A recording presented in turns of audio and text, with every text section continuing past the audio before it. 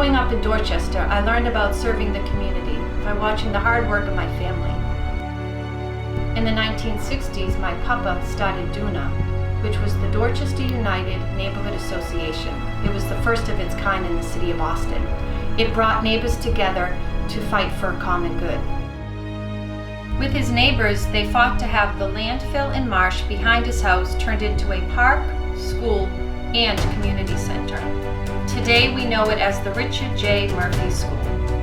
My mom and Auntie Kay started the first teen center right there at the community center. My family didn't have much, but they always gave back and lifted others up. That strong commitment to community has stayed with me throughout my life.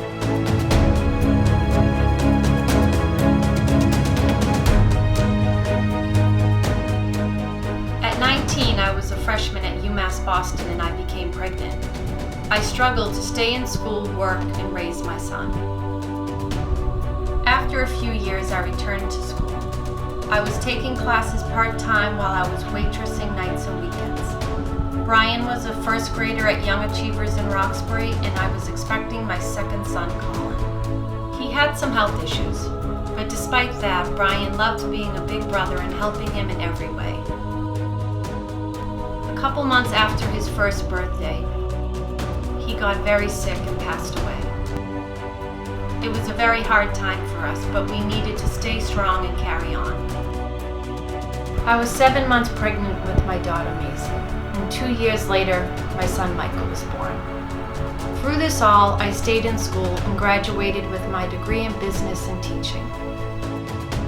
For the last 22 years, I've been a teacher in the Boston Public Schools, not only educating but advocating for all of my students and families.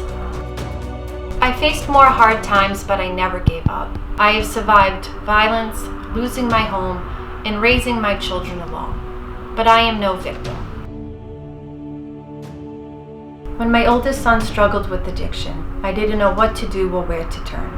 After several years of overdosing and in and out of emergency rooms, he finally found his way to the Gavin House. They saved not only his life, but ours. To give back, I ran the Boston Marathon 3 years in a row.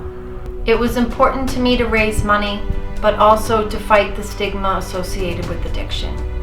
I raised over $50,000, but more importantly, I shared my story and helped many other families who struggle alone. I've been recognized by the mayor, the governor, and the Gavin Foundation for all my hard work advocating for those in recovery. I also ran for the unofficial mayor of Dorchester and raised over $14,000 for my neighborhood. Working hard is in my blood, and I've never been afraid to take on a challenge.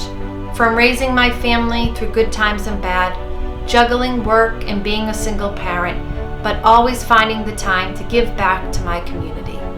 I am taking on a new challenge now. I am running for Boston City Council at large. I have been out there every day working as hard as I can to earn your vote, and I promise you, I will work just as hard once I'm on the council. I am Erin Murphy. I am number 5 on the ballot, and I ask for your vote on November 5th.